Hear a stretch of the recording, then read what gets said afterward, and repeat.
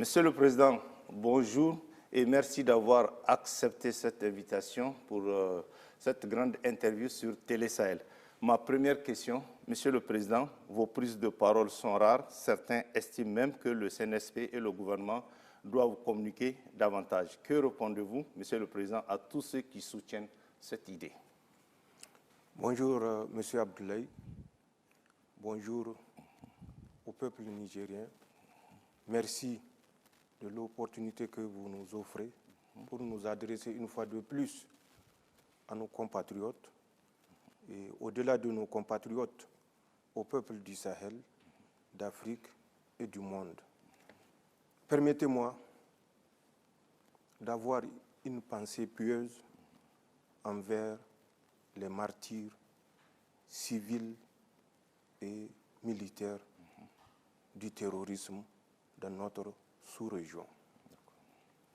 D'avoir également une pensée particulière envers les veuves et les orphelins, envers l'ensemble du peuple du Sahel qui souffre le martyre depuis plus de 10 ans, en particulier le peuple nigérien qui supporte non seulement les affres du terrorisme, mais les affres d'un terrorisme étatique à travers l'embargo et les sanctions injustes à lui imposées. Que Dieu subhanahu wa ta'ala couvre de sa rahma tous nos martyrs. Pour répondre à votre question, la communication, oui, c'est l'art de transmettre un message. Les canaux à travers lesquels certains nous attendent ou attendent de recevoir nos messages ne sont pas ceux-là même que nous utilisons. Mais la communication, elle est stratifiée. Trop de communication tue la communication. Et c'est pour cela qu'un État est organisé pour utiliser tous les vecteurs pour transmettre un message au peuple souverain. Et ces vecteurs-là sont utilisés par le Conseil national pour la sauvegarde de la patrie. Nous ne passons pas certainement à longueur de journée à la télé ou à la radio, mais si c'était le cas, on n'aurait pas pu exercer ce pourquoi nous sommes justement intervenus.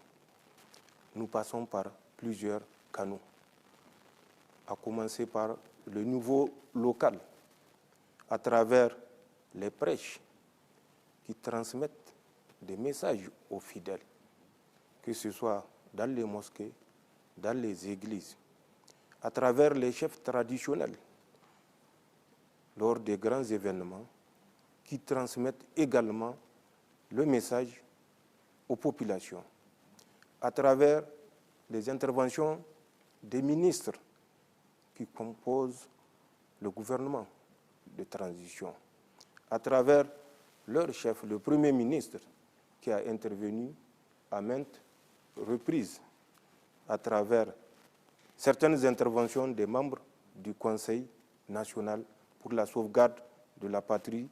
Je crois que nous communiquons. C'est les moyens à travers lesquels nous communiquons que peut-être les gens pensent que ce n'est pas les moyens qui répondent à leurs attentes. Mais pour nous, le plus important, c'est que le peuple nigérien soit édifié de ce que nous faisons. Et je crois que nous parvenons à le faire à travers tous ces vecteurs que je viens de citer. Excellence, Monsieur le Président, 4 mois après l'avènement du CNSP au pouvoir, les Nigériens attendent toujours vos orientations stratégiques, votre programme de gouvernement pour une vision d'ensemble sur toutes les questions d'intérêt national, sur l'économie, le social et le politique. Qu'en est-il exactement? Je suis surpris d'entendre cette question, puisque quand nous avons intervenu, nous avons dit que notre premier souci est le souci sécuritaire, donc l'organisation de la défense. Effectivement, nous avons réussi à réorganiser notre système de défense et à créer des structures dans le domaine de la lutte antiterroriste et structures qui donnent des résultats, même si nous ne sortons pas souvent pour le dire, mais nous obtenons des résultats. Certes, il faut comprendre que c'est une situation qui a duré plus de 10 ans. Mais en 4 mois, ce que nous avons obtenu comme résultat nous permet d'espoir que ce premier domaine, qui est le domaine de la défense et le domaine sécuritaire, à travers les actions sur le terrain, à travers les actions diplomatiques qui nous permettront de renouveler nos domaines de coopération avec certains pays qui nous accompagneront dans le sens de prendre en main notre destin dans le domaine de la sécurité. Je crois que à travers le départ de l'origine du terrorisme sur notre territoire, je citerai notamment la France.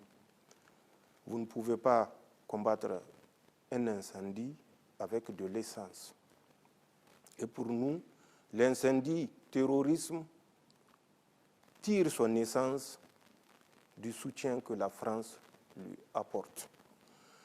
Nous avons pu dénoncer les accords de coopération en matière de défense. C'est un grand pas qui était là depuis plus de 50 ans. Nous sommes parvenus à le faire, Dieu merci. L'ambassadeur de France qui a voulu,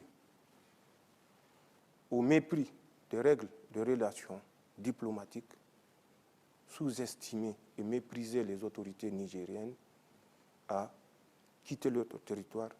C'est également des actions concrètes que nous avons posées dans ce domaine de rétablissement de l'ordre sécuritaire. Dans le domaine économique, nous avons pu, malgré l'embargo qu'aucun autre pays au monde n'a expérimenté, n'a vécu, nous sommes parvenus, Dieu merci, à assurer le ravitaillement régulier. Et vous suivez également, en plus de ce ravitaillement régulier à travers un corridor sécurisé, ce qui nécessite une grande mobilisation de forces de défense et de sécurité.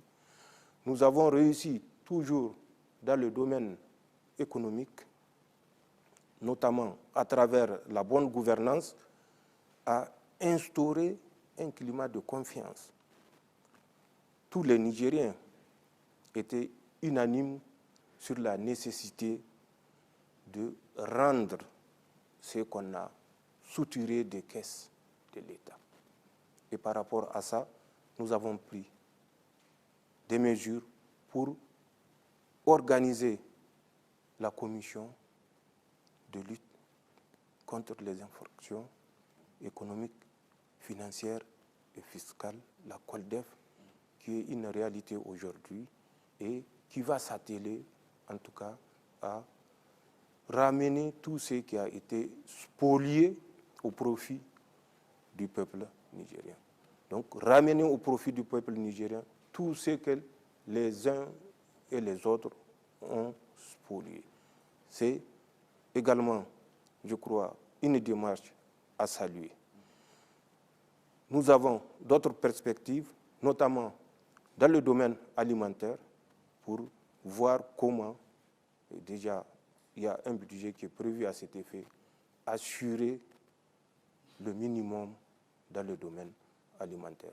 Donc, c'est des grandes actions qui concernent des axes bien définis que peut-être les gens n'ont pas encore compris, mais c'est des actions concrètes dans le domaine de la défense, dans le domaine de la bonne gouvernance, dans le domaine économique et certainement politique, avec d'autres actions que je ne citerai pas et qui sont en perspective. Voilà ce que je peux dire de cette question. D'accord. Monsieur le Président, justement, à quel niveau se trouve l'organisation du dialogue national inclusif nigérien qui a été annoncé depuis quelques semaines? C'est plutôt depuis quelques mois. Le dialogue a été annoncé exactement en septembre. Mais nous sommes des militaires. Nous sommes prévoyants et nous prévoyons l'imprévu.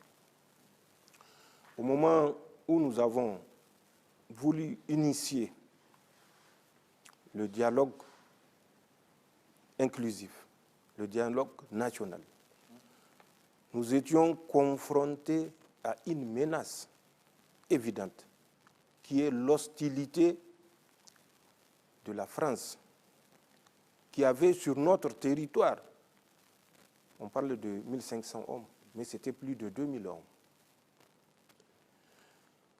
Face à cette hostilité, organiser un dialogue national alors que 1500 hommes sont sur la base aérienne de Niamey serait un risque.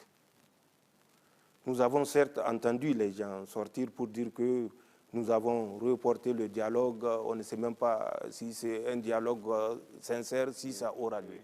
Voilà une des raisons pour lesquelles nous n'avons pas organisé ce dialogue comme nous l'avons voulu initialement en septembre.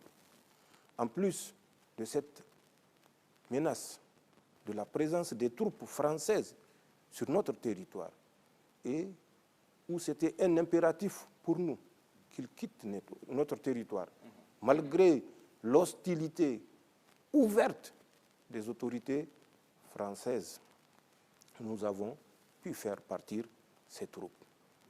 À l'état d'aujourd'hui, il reste une centaine et ils vont partir. En plus de cela, vous savez que le Niger, même si c'est de façon télécommandée, faisait face dans la même période à une menace d'agression de la CEDEAO. Est-ce qu'il est rationnel pour nous, qui sommes des militaires, d'organiser un dialogue national en ce moment précis, avec toutes ces menaces, sans oublier les menaces terroristes qui bénéficiaient au moment bien précis du soutien de leurs sponsors. Toutes ces raisons, même si nous ne sommes pas sortis pour le dire ouvertement au peuple nigérien pour des raisons stratégiques, nous ont poussés à surseoir de ce grand rendez-vous à Niamey, puisqu'il devait, en fin de compte, se tenir à Niamey. Voilà les raisons pour lesquelles le dialogue national inclusif n'a pas eu lieu, comme annoncé il y a 3 ou 4 mois de cela, mais c'est une certitude, ce dialogue aura lieu incessamment et vous aurez l'occasion bientôt de connaître les dates exactes retenues pour le dialogue national inclusif. D'accord. Merci, Monsieur le Président. On va continuer. Monsieur le Président, selon les informations à notre disposition, la campagne agro-silvopastorale n'a pas véritablement répondu aux attentes de nos populations. Quelles sont les solutions envisagées par le gouvernement pour faire face à cette situation? Effectivement, la campagne agricole ou agro-pastorale a été déficitaire à des proportions différentes. Pour ce qui est du domaine de la production agricole, elle est déficitaire à 39%. Ce n'est pas aussi alarmant que nous le pensons. Elle est déficitaire à 39%. Sur 13 468 villages, 5 343 villages sont déficitaires. Mais même si c'est 10% des villages qui sont déficitaires, c'est une inquiétude pour nous. Pour ce qui est du domaine pastoral, nous avons un déficit de 53%, un besoin de plus de 18 000 tonnes de matière sèche. Donc, 53%, c'est énorme comme déficit pour un pays dont l'économie repose notamment sur l'agriculture, mais surtout l'élevage. Par rapport à ces inquiétudes, nous avons initié des démarches qui consisteront à nous assurer que le 840 000 tonnes de céréales, dont 39%, soit 5 343 villages ont besoin, et en termes de matière sèche, c'est plus de 18 millions de tonnes. Et cela sera compensé par la mise en place des aliments bétail en quantité assez importante et l'approvisionnement des magasins au PVN en céréales d'hiver.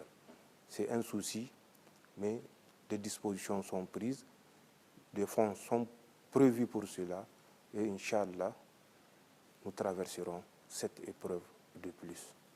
Monsieur le Président, cette autre question, c'est la vie chère que vivent les Nigériens dans leur chair suite aux sanctions inhumaines que la CEDEAO a imposées à notre peuple. Quelles sont les mesures prises par le gouvernement pour y faire face? Effectivement, le peuple nigérien vit dans sa chair les affres de la vie chère. Mais ces affres de la vie chère se sont accentuées avec l'embargo qui a été mis sur notre pays. Mais avant l'embargo, c'est une crise mondiale où tous les pays connaissaient une crise sévère et toutes les denrées ont connu une hausse spectaculaire. C'était la survie. C'est à cette survie que s'est ajouté pour le peuple nigérien l'embargo sauvage et qui a rendu la vie des Nigériens difficile. Mais nous ne restons pas les bras croisés.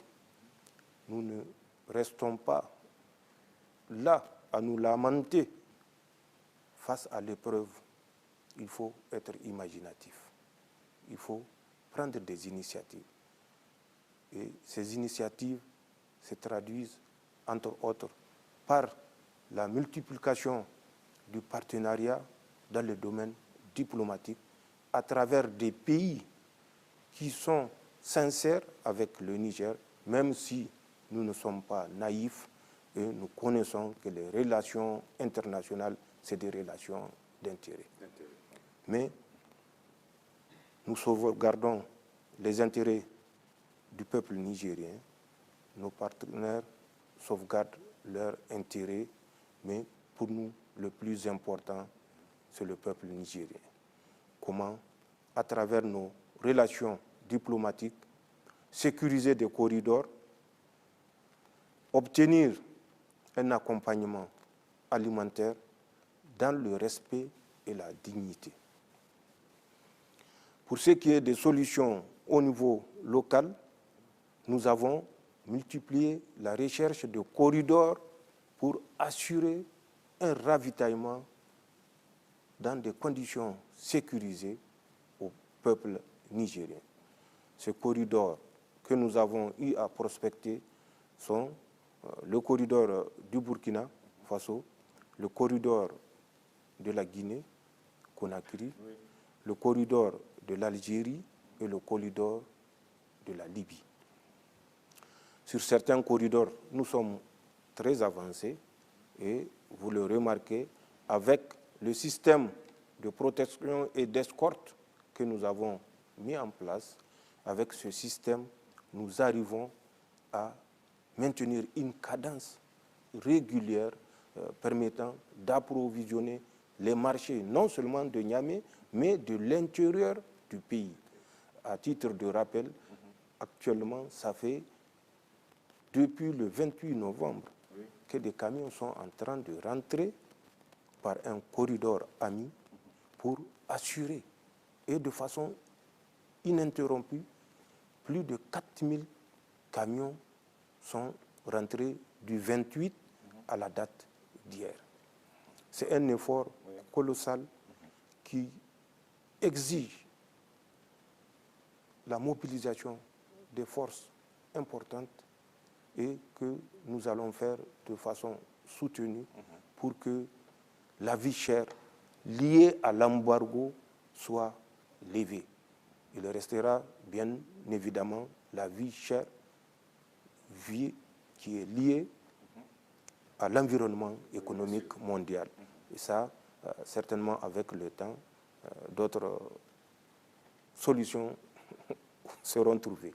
Voilà ce que nous faisons pour essayer d'atténuer la souffrance du peuple nigérien, peuple que je félicite pour sa résilience.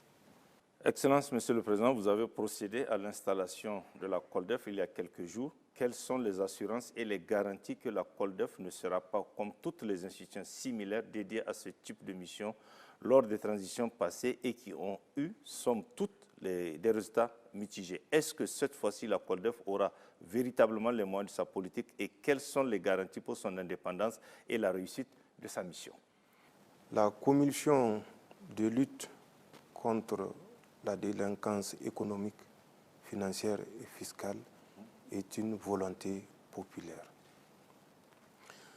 Je ne répondrai pas des résultats que les autres commissions ont eus à des périodes bien précises, puisque je ne peux pas savoir ou imaginer du soutien dont elles ont bénéficié, ni du critère sur lesquels les personnes qui l'ont composé ou qui les ont composés ont été retenues. Pour ce qui est de la COLDEF, c'est une volonté populaire que les Nigériens ont manifestée. Face à cette volonté de justice et de voir que les biens de l'État soient considérés par tout responsable comme des biens sacrés, des biens communs. Face à cette volonté, nous avons défini des critères des membres de la COLDEF. Parmi ces critères, nous avons retenu d'abord l'intégrité. En plus de l'intégrité, nous avons retenu l'engagement. L'engagement, le dévouement à la cause nationale. Et enfin, l'esprit de l'intérêt national. Puisque tout ce que nous ferons, sans cet esprit d'intérêt national, nous n'aurons jamais de résultats probants. Labusanino Zenchankassani. Plus de 10 millions de Nigériens, certainement, remplissent ces conditions. Mais nous ne pouvons pas réunir une commission de milliers de Nigériens, à plus forte raison, millions de Nigériens. C'est pour cela que nous avons trié, après avoir constitué des curriculums vitae des membres candidats à ce poste. Et si vous vous rappelez, lors de mon intervention en langue, j'avais appelé les Nigériens à nous accompagner dans les choix des personnes qui vont animer cette commission. De l'annonce de la première liste ou du projet de liste, des voix se sont élevées pour dire que l'enquête n'a pas été fructueuse. Il y a des personnes qui sont suspectées d'avoir posé des actes. Mais une suspicion reste une suspicion. Malgré tout, notre objectif étant de créer l'harmonie, et la cohésion autour de la COLDEF, nous avons remplacé ces personnes qui sont suspectées. Et nous sommes parvenus à avoir une liste qui fait le consensus. Je ne dirais pas qui fait l'unanimité, oui, puisque aucun domaine ne pourra faire l'unanimité. Cette liste de 35 membres avec un bureau va bénéficier de notre soutien total. C'est une garantie supplémentaire pour la réussite de la COLDEF. Ni les membres du Conseil national pour la sauvegarde de la patrie, ni les membres du gouvernement, ni moi-même n'allons interférer dans les décisions que la COLDEF aura à prendre. Au contraire, la COLDEF trouvera auprès de toutes ces structures un soutien indéfectible. Que tous ceux qui ont spolié les biens de l'État répondent de leurs actes. Zanchan Kassani, ce n'est pas une chasse aux sorcières.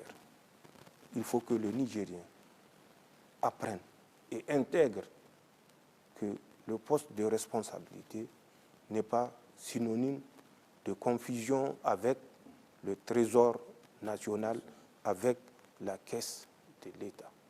Les biens de l'État doivent être sacrés. Tout ce qui est à l'État, dont on vous a confié la responsabilité, la gestion, doit être sacrée.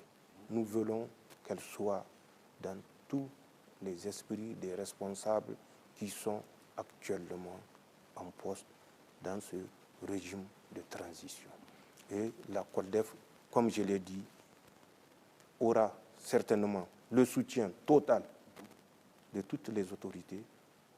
Elle aura l'accompagnement matériel et financier, mais à la mesure de nos possibilités, puisque comme vous le savez, notre pays, nous l'avons dit, traverse des moments difficiles. Les salaires, il faut aller à 35, 40, deux fois 45 jours pour finir. Mais Dieu merci, même si c'est après 45 jours, jusqu'ici, nous avons pu payer le salaire. Donc, la COLDEF doit s'inscrire dans cette logique. Les moyens ne sont pas en abondance, mais les moyens nécessaires à son fonctionnement, ainsi que le soutien, ne lui feront pas défaut. C'est ce que je peux dire de la COLDEF. Personne ne sera épargné. Tout, celui, de façon avérée, qui aura pillé les biens de l'État, qui aura détourné les biens de l'État, répondra à la COLDEF. Et la COLDEF a tout notre soutien, je dis bien tout notre soutien, puisqu'elle ne répond que du président du Conseil national pour la sauvegarde de la patrie. Elle aura tout notre soutien. C'est un serment pour accomplir sa mission, restituer à l'État ce qui a été subtilisé à l'État. Nous ne ferons pas la chasse aux sorcières. La COLDEF ne fera pas la chasse aux sorcières. Et c'est pourquoi nous inviterons tous les Nigériens qui ont des faits, je ne dis pas des questions de personnes, mais qui ont des faits, qu'ils les soumettent à la COLDEF. Elle leur réservera le traitement approprié jusqu'à aboutissement. C'est une certitude, c'est une garantie. Personne dont la responsabilité sera avérée n'échappera au traitement que la COLDEF réservera au dossier le concernant. D'accord. Merci, Monsieur le Président. Monsieur le Président, il y a aussi une question d'actualité qui intéresse les Nigériens, les nominations aux emplois supérieurs de l'État. Quelle réaction cela suscite chez vous? C'est comme la CODEF dont nous venons de parler. Nul n'est parfait et aucun acte ne sera parfait. C'est à nous de découvrir les imperfections et dans l'ordre et les conseils, approcher les responsables de l'acte posé pour porter les amendements.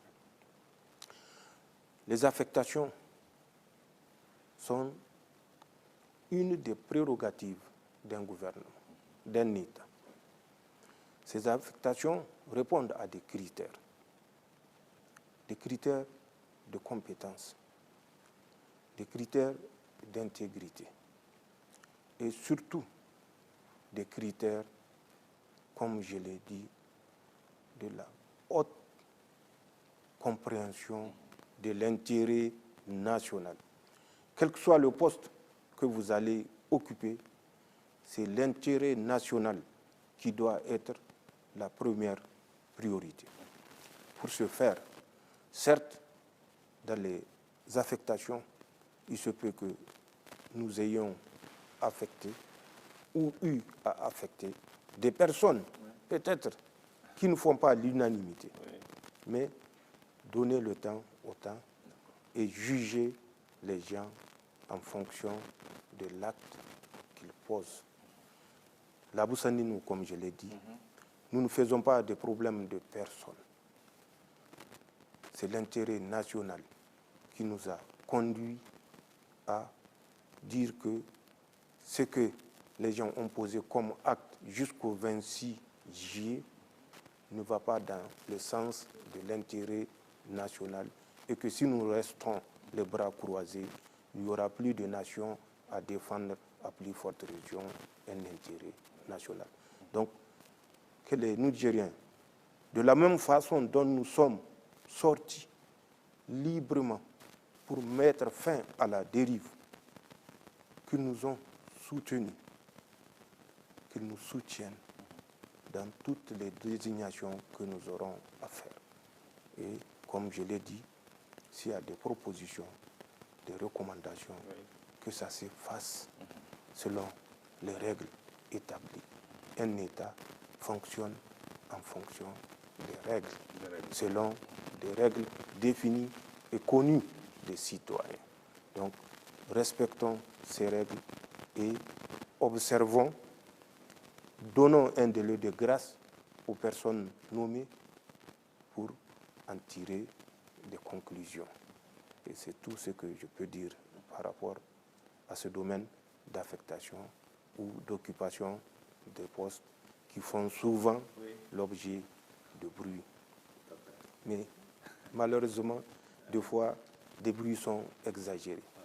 Quand j'entends certaines personnes dire que non, un tel ne mérite pas, si on ne le dégage pas, pour utiliser le terme militaire, nous allons en guerre contre le Conseil national pour la sauvegarde de la patrie. Quand on dit aux gens que certaines fonctions sont définies par des textes de loi, qui disent quelles conditions remplir pour occuper tel poste, et que certains compatriotes disent que, je ne dirai pas le mot, mais jeu de la loi, c'est au regret d'entendre des propos comme ça. Nous sommes dans un État qui respecte les règles. S'il y a lieu d'agir pour que le respect des règles soit observé, alors nous agirons. Excellence, Monsieur le Président, l'exploitation du pétrole nigérien suscite une série de questions sur lesquelles nos compatriotes attendent de l'État des éléments de réponse. D'abord, la première question que j'aimerais poser, quels sont les principaux gisements que nous avons au Niger? Effectivement, le domaine pétrolier, si vous vous rappelez, est un vieux domaine. Les premières prospections ont commencé déjà avant l'indépendance, dans les années 1959. Elles se sont poursuivies après les indépendances, à un certain moment, elles se sont arrêtées parce que le problème que notre pays n'a pas pu résoudre, c'est le problème de prospection, c'est le problème de recherche. Nous attendons toujours que des compagnies étrangères viennent prospecter, faire des recherches sur notre territoire. Alors que nous avons la capacité et les moyens de faire ces recherches nous-mêmes en nous organisant. Donc, à un certain moment, les recherches et les prospections se sont arrêtées. Il a fallu attendre l'arrivée de feu son Excellence Tandja Mahmoud, que son nom repose en paix, pour relancer et de façon dynamique et irréversible le domaine d'exploitation. Je ne dirais même pas de prospection, mais d'exploitation. Nous avons 4 blocs. Il y a le bloc Agadam 1 et 2, il y a le bloc Bilma et il y a le bloc Kafra. Ce sont des blocs où des quantités avérées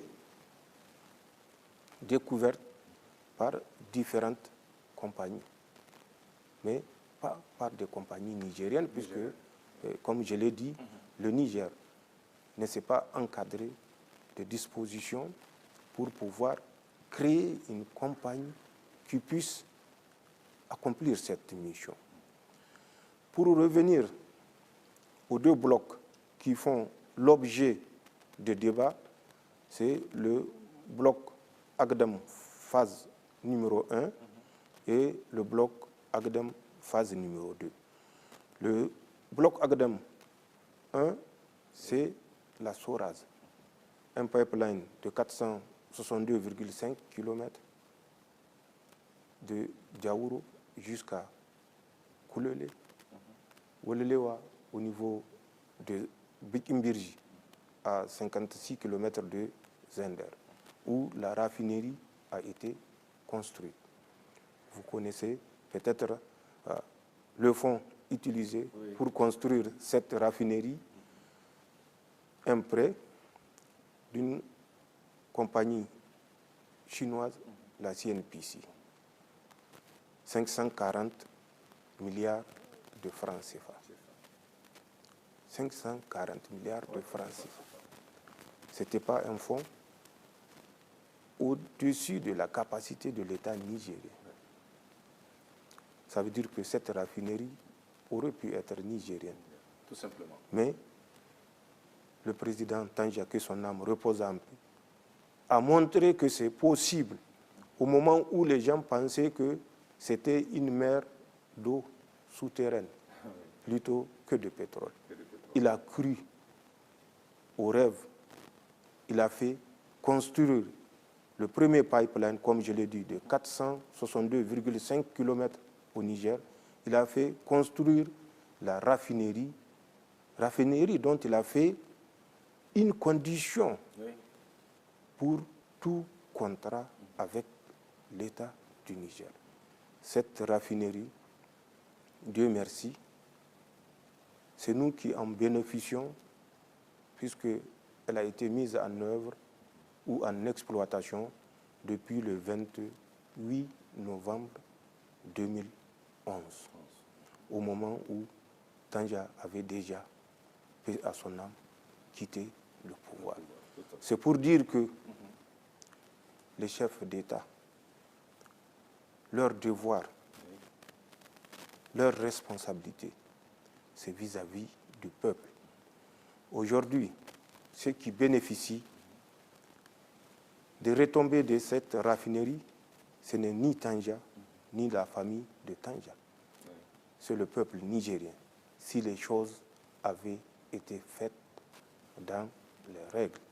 Mais ça, c'est un autre débat. En dehors de la raffinerie, Agadem phase 2, c'est le pipeline de Koulele jusqu'aux rives de l'océan Atlantique. 1950 km. Ce pipeline, à l'instar de la raffinerie et du pipeline de la raffinerie, a été effectivement réalisé également, une fois de plus, sur un crédit, mais un crédit contracté par une compagnie chinoise qui a investi dans la réalisation de ce pipeline 1440 milliards de francs CFA. 1440 milliards de francs CFA. Sur le marché international, le Niger aurait pu lever ce fonds si nous avons ou si nous avions une compagnie qui faisait la recherche et la prospection, puisque c'est les découvertes et les quantités de découvertes qui permettront de contracter de crédit, puisque c'est une garantie à laquelle les bailleurs de fonds ne peuvent opposer un refus. Mais soit le pipeline est aujourd'hui une réalité. Oui. Il a été lancé le 1er novembre de cette même année, vous vous souvenez, et sa production est de 90 000 barils par jour.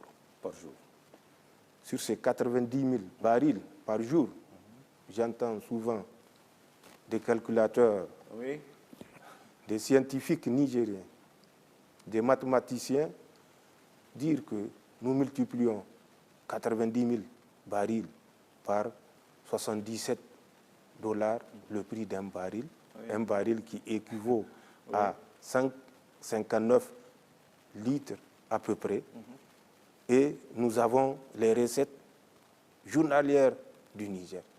Ce n'est pas vrai. Sur les 90 000 barils par jour, la part du Niger est de 25,4%. Multiplier 25,4%, oui, par 90, divisé par 100, une règle de 3, oui, vous aurez la part exacte par jour du Niger. Et multiplier cette part par le cours du baril, vous aurez la part du Niger par jour. Et ça dans les meilleures des conditions. Et actuellement, le baril est en hausse, et nous espérons que quand la production qui a déjà été achevée, oui, le transport est en cours jusqu'à l'océan Atlantique, et effectivement, quand cette phase de remplissage des cuves dans l'océan Atlantique sera achevée, oui, en janvier, probablement, nous pouvons espérer, janvier prochain, Inch'Allah, nous pouvons espérer les premières sorties des barils du brut nigérien qu'on a communément appelé le MELEC. Mais notre volonté n'est pas de commercialiser du brut. Okay. Nous voulons aller vers le raffinage. Nous avons assez chanté que le Niger a été floué depuis plus de 60 ans parce que tout ce que nous produisons est exporté de manière brute. Le Niger ne bénéficie pratiquement pas des ressources de son sous-sol parce que le Niger n'a pas initié une politique qui lui permette de maîtriser l'exploitation de ces ressources. Nous voulons aller vers une raffinerie qui va transformer le brut nigérien sur le sol nigérien. Et ça, Inch'Allah, nous le ferons avec des partenaires, pas des gens qui sont là pour nous exploiter. Pour que le partenariat gagnant-gagnant soit enfin une réalité. Le pétrole brut nigérien, raffiné comme à la Soraz au Niger, en d'autres produits qui sont actuellement recherchés, notamment le jet, oui.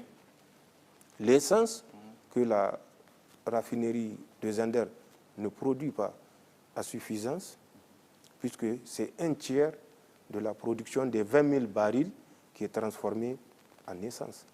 Les 2 tiers sont transformés en gaz. Donc, le jet, pour les avions, nous allons fournir la sous-région. Nous avons des pays qui, malgré l'embargo, continuent à coopérer avec nous.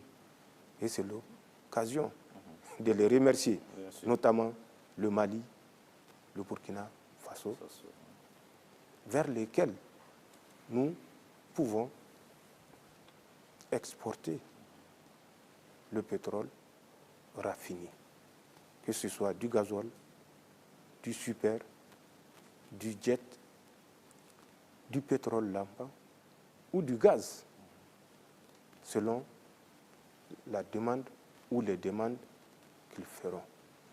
Nous avons dans le domaine du pétrole le bloc phase 1 Agadem, phase 2 pipeline. Agadem, c'est la Soraz, comme je l'ai dit, et la Soraz qui produit de l'essence et du gasoil, ainsi que du gaz et du pétrole lampant, depuis le 28 novembre 2011, et le pipeline, une longueur de 1950 km, dont les vannes ont été ouvertes le 1er novembre passé. Et je vous ai également dit le coût de chaque investissement. Mais il faut que les Nigériens comprennent que dans le pipeline, sur les 90 000, le Niger, 25,4% de ces 90 000, ça doit faire, si mes calculs sont exacts, 22 860 barils du jour.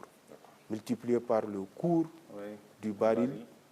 Un baril, ce n'est pas 200 litres, c'est 158,98 litres, à peu près 159 litres. Donc, que les mathématiciens fassent le bon calcul et jugent en fonction des résultats de leur calcul. C'est ce que je peux dire dans le domaine du pétrole. Merci, Monsieur le Président. Excellence, Monsieur le Président, vous avez récemment effectué une visite d'amitié de travail au Mali et au Burkina Faso. Quel sens donner à cette visite dans ces 2 pays? Merci de la question. Pour nous, le Burkina et le Mali, ce ne sont plus des pays lointains. C'est l'espace de l'Alliance des États du Sahel.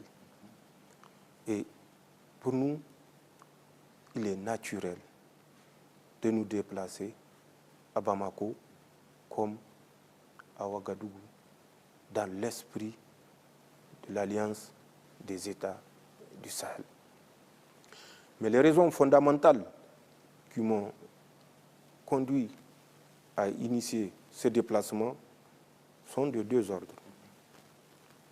La première raison, c'est pour remercier les autorités de ces 2 États, de l'Alliance des États du Sahel, leur gouvernement et leur peuple, pour le soutien indéfectible qu'ils ont apporté au peuple nigérien dans l'épreuve de la CEDEAO.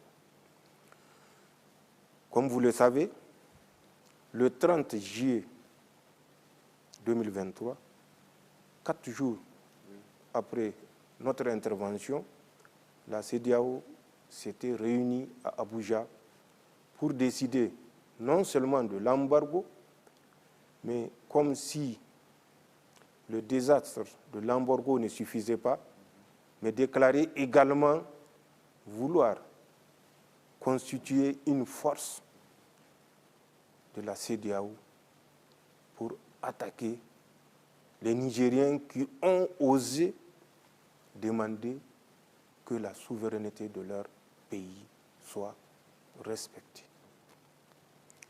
Face à cette menace d'embargo et d'agression militaire, le Mali et le Burkina ont fait une déclaration conjointe le lendemain 31 juillet pour s'opposer d'abord à cet embargo illégal et inhumain, mais affirmer leur solidarité avec l'État du Niger et les autorités nigériennes pour faire face à toute agression militaire aux côtés du Niger. Cette déclaration, comme je l'ai dit, a radouci beaucoup d'ardeur, a tempéré beaucoup d'ardeur.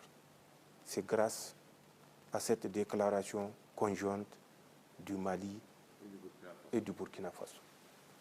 L'engagement et la détermination du peuple nigérien qui s'est levé de la déclaration de cette volonté de nous agresser et jusqu'à aujourd'hui pour dire non à l'embargo, dire non à toute velléité d'agression. Je lui rends hommage et le remercie et l'encourage à continuer car le combat n'est pas fini. Je comprends que l'Aboussani, oui. Mais des changements de régime, des transitions se sont succédées au Niger. Ces transitions n'ont pas bénéficié du soutien populaire des peuples du Niger, des États du Sahel, d'Afrique et même du monde. Et c'est une raison de plus pour féliciter le peuple nigérien. La deuxième raison de mon déplacement, dans la même lancée de la déclaration conjointe du 31 juillet, le 16 septembre, vous vous rappelez, oui, nous avons signé la création de l'Alliance des États du Sahel. Cette alliance a pour objectif, puisque c'était le souci immédiat, le domaine sécuritaire, le domaine de la défense. Dieu merci. Nous avons mis nos moyens en commun et nous obtenons des résultats dans le domaine de la défense, dans le domaine de la sécurité, notamment dans le domaine du terrorisme. Parce que nous savons, nous sommes convaincus, nous avons des preuves que ce terrorisme est un terrorisme importé. Quelles que soient par ailleurs les raisons que les gens ont voulu faire avaler aux Nigériens, oui, et aux États du Sahel, ce terrorisme est un terrorisme sponsorisé. Nous avons pu nous débarrasser de certains sponsors et, si vous le constatez, au Niger, au Mali et au Burkina, des résultats palpables sont obtenus dans le domaine de la lutte anti-terroriste. Mais le terrorisme de ceux qui sont armés n'est pas le seul terrorisme. Nous avons le terrorisme des États du Sahel qui ne font pas moins que ce que les terroristes font. Combien de Nigériens sont morts sur le lit d'hôpital parce qu'on manque de produits pharmaceutiques? Combien de Nigériens meurent sur leur lit d'hôpital parce que nous sommes privés même de l'électricité qui est pourtant un partenariat entre deux entreprises privées. Deux entreprises privées. Voilà. Donc, quelle est le sens du mot terrorisme quand on ignore que priver un pays du minimum en termes de produits pharmaceutiques, produits alimentaires, pour obtenir un accord ou pour contraindre le pays à faire des concessions politiques, c'est la même définition du terrorisme.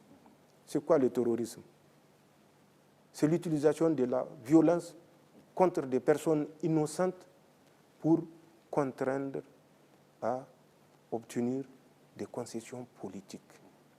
Et c'est ce que ces États de la CEDEAO font contre le Niger. C'est ce que ce terrorisme sponsorisé fait contre les peuples des États du Sahel. Donc, il était temps pour nous d'aller dans ces pays pour affirmer notre volonté. En plus du domaine sécuritaire, notre alliance doit évoluer dans le domaine politique et dans le domaine monétaire. Puisque cette alliance a in fine pour objectif de créer des conditions de prospérité pour nos peuples, pour le peuple du Sahel. Et c'est là également le deuxième motif de mon déplacement. Renforcer en troisième ressort les relations diplomatiques.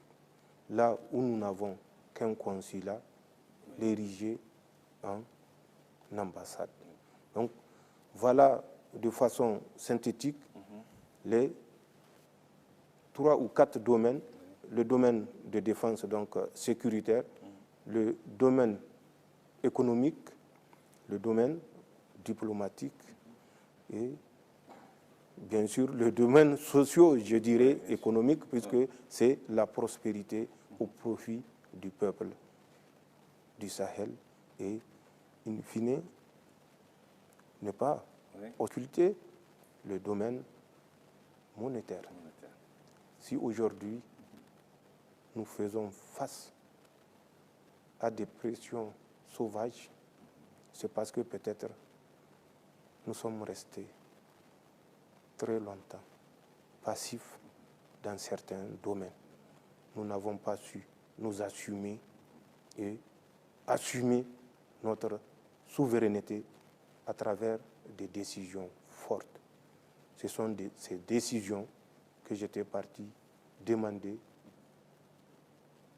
au chef d'État de mettre nos efforts en commun pour avoir ce courage de libérer définitivement l'espace sahélien, l'espace des États du Sahel. Voilà le motif de mon déplacement au Mali et au Burkina Faso. Justement, par rapport à la question de la monnaie, on peut espérer avoir notre monnaie très prochainement? Je ne me prononcerai pas. D'accord. Je préfère laisser l'opportunité de la déclaration aux spécialistes. Je l'ai dit, l'État est stratifié et chaque niveau a des domaines de compétences et au moment opportun, ces domaines de compétences, ces domaines d'experts se prononcera. Monsieur le Président, avant-dernière question. Monsieur le Président, ce jour 10 décembre, les chefs d'État et de gouvernement de la CEDEAO se sont réunis à Abuja. Entre autres sujets importants, ils ont échangé sur la situation au Niger. Êtes-vous optimiste quant à l'issue de cette rencontre, Monsieur le Président? Pour moi, c'est l'intérêt national qui est au-dessus de toute considération. Nous avons demandé beaucoup de sacrifices au peuple nigérien. Le peuple nigérien, bénéficiant des soutiens des pays frères et amis, a supporté l'insupportable. Il est resté debout 4 mois durant, 4 mois de privation, malgré, c'est vrai, nos efforts multiples pour alléger cette souffrance. Mais le peuple nigérien est resté debout malgré ce manque, malgré cet embargo qui touche tous les domaines. Je l'avais dit que l'embargo que notre pays connaît n'a jamais été expérimenté nulle part ailleurs.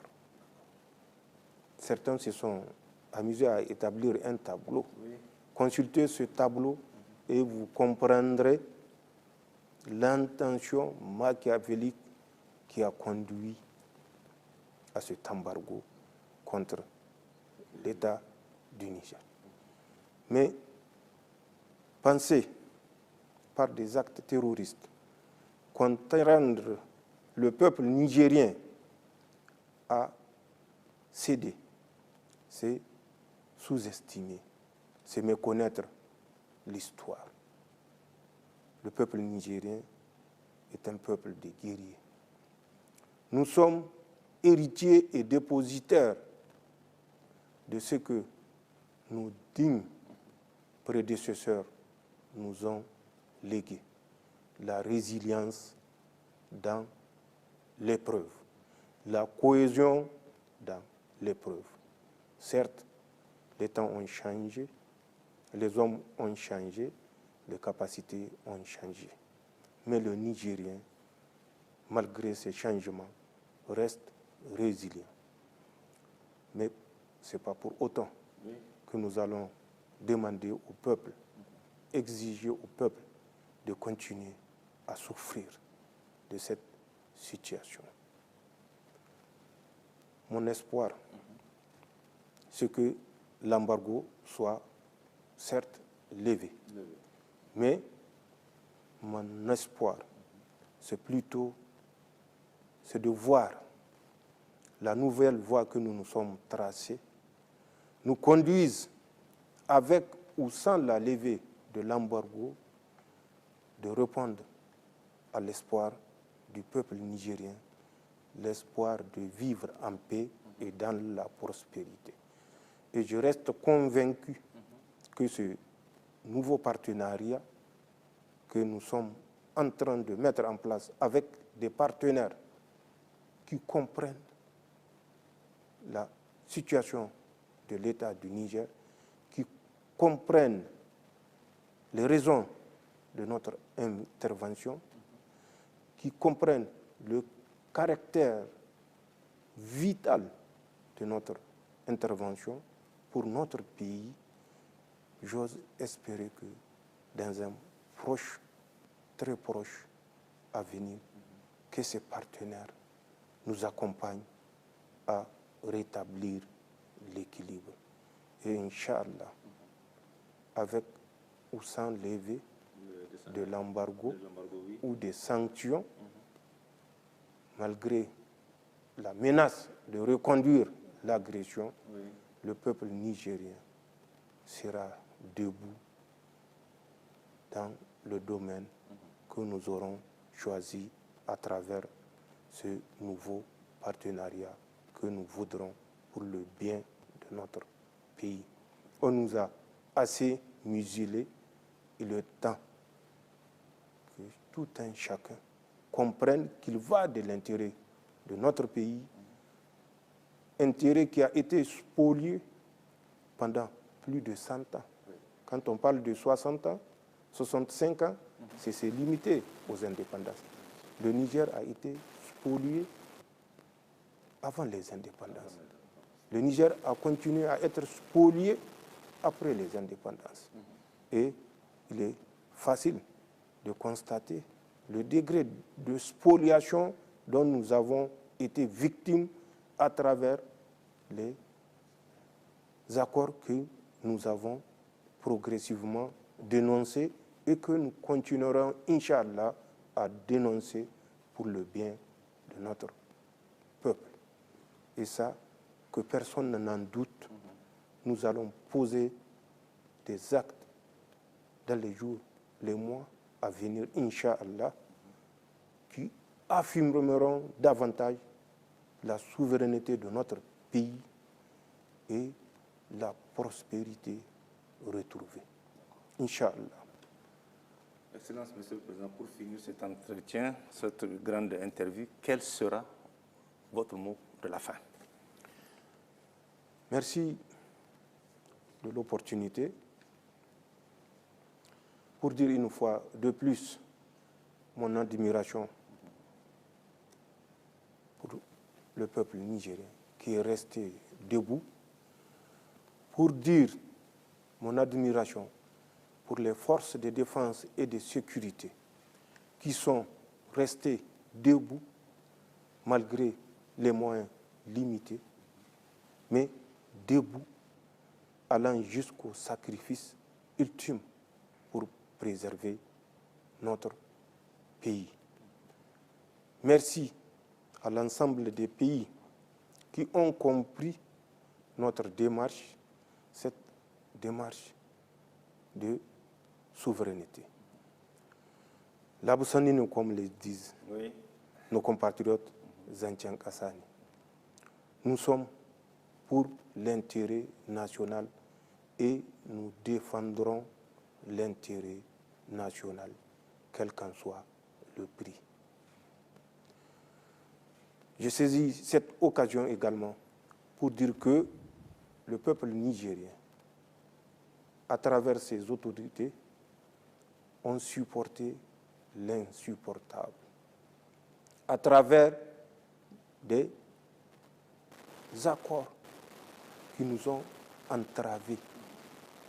Ces accords, nous allons mettre les moyens qu'il faut pour les reprendre un à un pour le seul intérêt du Niger et du peuple nigérien.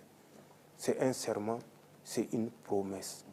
Quel que soit le sacrifice, tous les accords qui ont empêché à notre peuple, à notre pays de bénéficier ou rentrer en possession de ce qui revenait de droit, que tous ces accords soient remis sur la table et que, soit avec le même partenariat, dans un esprit de l'intérêt national et de l'intérêt de l'investisseur, soit accepté ou rejeté si le partenaire juge qu'il ne peut plus se retrouver par rapport à la nouvelle ou aux nouvelles conditions que nous allons exiger. Est-ce pas aberrant de découvrir que le Niger, pays classé toujours dernier de la planète, que ce pays renonce aux taxes et autres droits des entreprises françaises qui exercent au Niger sous le fallacieux prétexte et accord que les entreprises nigériennes qui seront installées en France bénéficieront du même traitement. Est-ce qu'on a même des vendeurs à la sauvette qui exercent en France? Non. Donc, c'est pour comprendre à quel degré, et ça fait plus de 60 ans que ça dure. Et quand j'entends que les Nigériens pensent que des actes n'ont pas été posés, je me dis que nous avons besoin de connaître notre pays. Est-ce que ce n'est pas aberrant, à l'état actuel, que ce soit le Niger qui paye les taxes aéroportières, les taxes douanières, au profit des forces qui sont sur notre territoire? C'est des milliards que l'État du Niger paye à Souma et à l'ANAC, l'agence chargée de la navigation. Allez-y, demandez ce que nous devons payer. Mais c'est une promesse. nous n'allons pas le payer. Que les Français qui doivent payer, payent. Nous avons dénoncé l'accord et à partir de cet instant, nous ne payerons plus rien à aucune force, au profit d'aucune force présente sur le territoire national. C'est le summum. Que ce soit le pauvre qui paye les charges du riche. Est-ce que vous ne trouvez pas que c'est aberrant? Et comment nos dirigeants ont accepté un tel accord?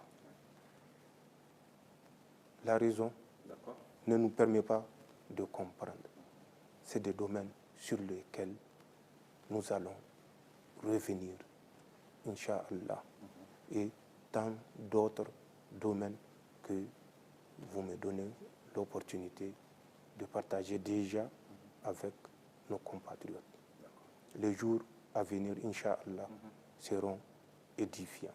Mais les actes que nous avons déjà posés sont des actes qui ont perduré 60-65 ans et que tous les régimes qui se sont succédés n'ont pas osé attaquer. Nous les attaquerons et nous les remettrons en cause.